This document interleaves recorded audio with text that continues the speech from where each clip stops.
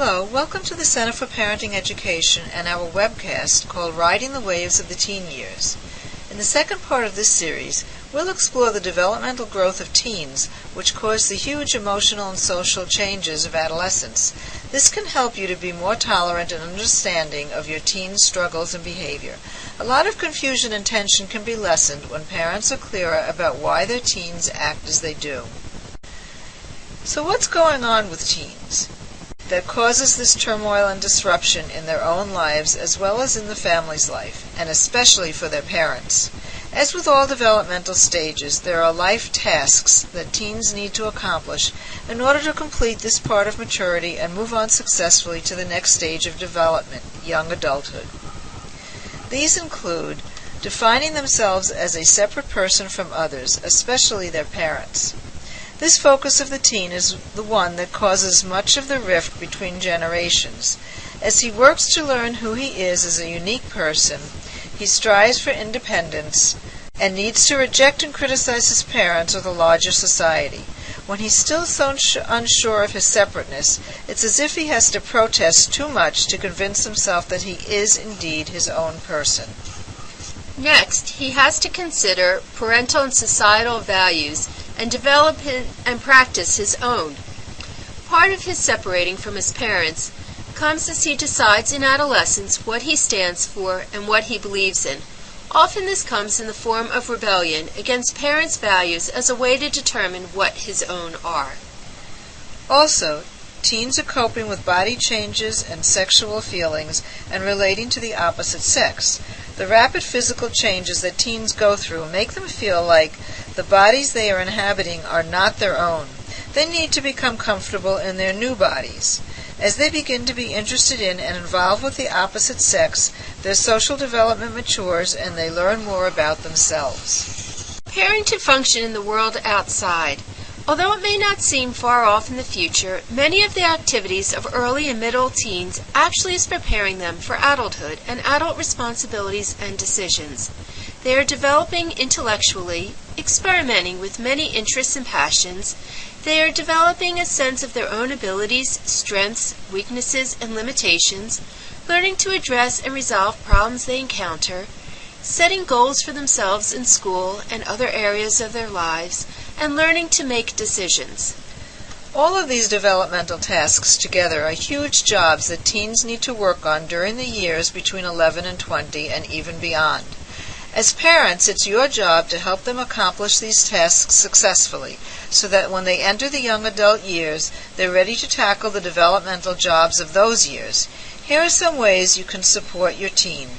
In defining themselves as a separate person from other people, you can listen to their ideas without judgment, allow them to pull away without feeling guilty.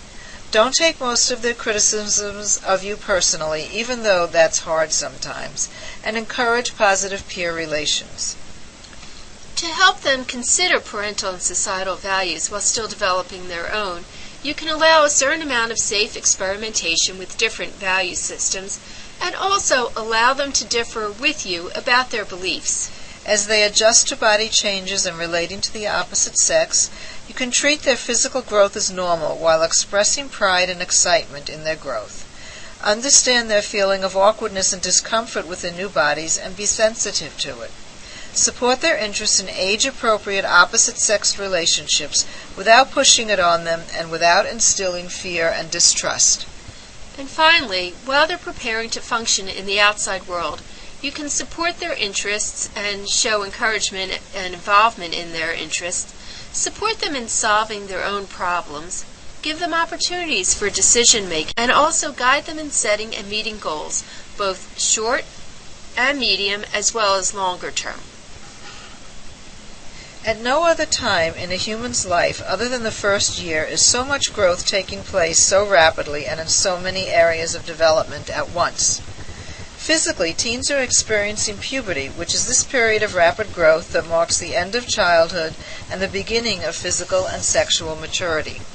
Sexual maturity is usually reached about 2 to 3 years after the onset of these first physical changes. Girls tend to enter puberty between 10 and 14 years of age, which is 2 to 3 years ahead of boys. Growth in different parts of the body does not proceed at a consistent, uniform pace. Teens may therefore seem clumsy and gangly and become awkward as they're often self-conscious about their bodies. Socially, teens are learning how to function in groups and with peers. Because of the stretched-out adolescence in our culture due to increased years of schooling, teens form a peer subculture which has customs and values different from adult society. What makes this prolonged adolescence difficult for teens at times is that due to factors such as good nutrition and health care, their physical maturity has sped up, but they're not treated with adult privileges or responsibilities in our cultures. The adolescent peer group is something that parents often think of as something very harmful to their teens. Actually, the peer group serves many important functions for the developing teen. First, it helps the teen move from dependence on their parents to full independence. It's a transitional intermediary step, much as the toddler had used its blanket before then when they were very young. Friends serve as a safe haven and a refuge, a place where the teen can belong and find support, approval, and affirmation when self-doubts rear their heads. The teen also learns about leadership, sex role expectations, and interpersonal skills with same and opposite sex persons in his peer group. The peer group also helps the teen to define himself and helps him to answer the question of his age, who am I? He finds a group which expresses the identity he is trying on for himself. So you can support your teen's growth toward maturity by encouraging healthy peer groups, doing things like making your home teen-friendly, allowing your teen to participate in healthy peer group activities, again balancing giving increasing independence with monitoring safety. But remember, the parents and family of teens still function as the secure base from which teens begin to explore the world. Intellectually, the teen years are a period of rapidly increasing intellectual development. Teens are able to think abstractly, hypothetically, and to engage in problem solving. Self-understanding increases. That a teen is now able to think about his own thinking increases self-consciousness and also increases the teen's ability to look at other people's perspectives and to develop empathy. There are two cognitive phenomena which go a long way to explain certain baffling behaviors of teens. The first is the imaginary audience. Teens assume that other people are as preoccupied with them as they are with themselves. This increases their self-consciousness and leads to a need for increased privacy. So if your teen is closeted in his room for long periods of time, he may be trying to get a break from this imagined audience. The second phenomenon is known as the personal fable. Teens believe that their feelings are unique and therefore nobody else can understand them or has ever felt this way before. They especially cannot imagine that a parent could ever have had the feelings they're having. This personal fable can make a teen feel very alone. Since teens feel so unique, they also believe in their own invulnerability, and this can lead to increased risk-taking. The belief that it won't or it can't happen to me comes from this sense of immortality and specialness, and is the source of much worry and anxiety on the part of parents. Emotionally, the adolescent years are a roller coaster of intense ups and downs. Teens are in between childhood and adulthood, no longer a child, but not yet an adult. They experience many opposite reactions which can cause much of the anxiety and emotional liability so common in this age group. They vacillate between still being dependent and then trying desperately and aggressively to be independent. They are at times very impulsive, but can show signs of a sense of responsibility at other times. They can be shockingly self-centered, especially at home with family, but can be touchingly caring and altruistic with friends. They can be apathetic about things that their parents care about, but passionate about remote causes and situations. They often have very poor judgment, but are beginning to show glimmers of good judgment and critical thinking. While they have strong yearning to be accepted, they also have a strong pull to be unique. They don't see that this is very much like being like everyone else in their peer group and that that's a contradiction to their insistence that they are different from everyone else. They can be extraordinarily idealistic and, world-weary parents may say naive, about things far removed from them, while being cynical and critical about their parents' choices and values. They can be enthusiastically and charmingly engaged in conversations, causes, and relating to people on the one hand, and be very distant and unapproachable, often with parents and siblings, and with some others at times. They vacillate between being very black and white thinkers, being absolutely sure about certain issues, and being extremely indecisive, unable to move forward. And at times they seem to think that they're omnipotent, knowing everything, and at times they suffer from extreme self-doubt.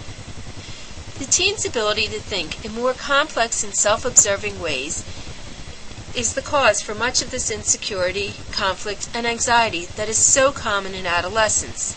Here are 3 concepts which explain the origins of some of the emotional stress that teens experience. As part of their search for identity, teens develop a concept of their ideal self, what they want to be like and which they try to be like. When the teens do not live up to their best visions of themselves, they can feel inadequate. In addition, when children are young, they tend to think of their parents as ideal, and this gives them a sense of security. Teens now see their parents as real people, with flaws that they are all too eager to point out to us. However, giving up the image of their parents as ideal creatures leaves them with a feeling of insecurity, vulnerability, and disappointment. As preschoolers, teens became close with the opposite-sex parent, and this builds self-esteem and prepares the teen for later relationships with a mate. The flip side is that this is often accompanied by conflict with the same-sex parent as the teen works to assert his own independence and identity. Morally, children develop slowly and in stages into adulthood. It helps to remember that moral development is a process in which children acquire increasingly mature moral reasoning and behavior over time, so that if they show lapses, we're not too disappointed and we don't overreact. The stages of moral development that we are going to discuss are not written in stone, and their timing varies from child to child. They slowly begin to apply the higher levels to more and more situations in their lives until it becomes a part of their moral behavior. Typically, early to mid-teens are concerned about what people think of them, so they figure that if I want people to like me, I'd better be a nice person. By living up to the expectations of people they care about, they can also feel good about themselves. They give up a rigid adherence to rules, which was characteristic of the earlier stage of moral reasoning. Teens now recognize that rules sometimes need to be bent to accommodate extenuating circumstances and the needs of people. But the limitation with this stage of moral reasoning is that it confuses what is right with what other people want them to do. This is where the teen subculture can be problematic, because early teens are so identified with their peer culture. If the group does not subscribe to values that the parent believes in, the teen may for a while support what the peer group supports to gain its approval. The challenge for parents of teens in this stage is to keep them tuned in to positive values and wanting to please people with those values, and not to succumb to negative peer pressure. The good news is that high schoolers and older teens do develop a more independent perspective as they realize the shortcomings of the previous way of thinking. They look beyond their immediate world and begin to think, there's more to being a good person than pleasing my family and friends.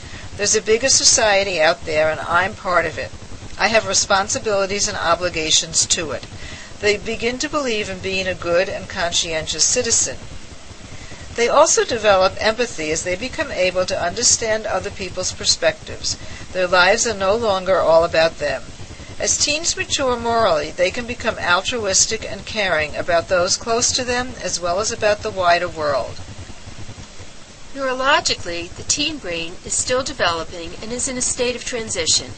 New research made possible by advancements in brain imaging technology, especially in MRI imaging, has revealed that the adolescent brain is a hotbed of activity and that the brain keeps developing well into the 20s. Not only are new cells developing, but old connections are being pruned. The prefrontal or neocortex area of the brain, that is the site of higher level thinking and controls impulses, allows a person to consider consequences, to make well thought out decisions, to think critically, and that tempers behavior with judgment. It is simply not fully developed in teens. Teens are more under the control of the emotional center of the brain, rather than the logical center. One of the reasons that teens don't control their impulses, don't use better judgment, and don't think about the effects of their behavior in advance is that they can't.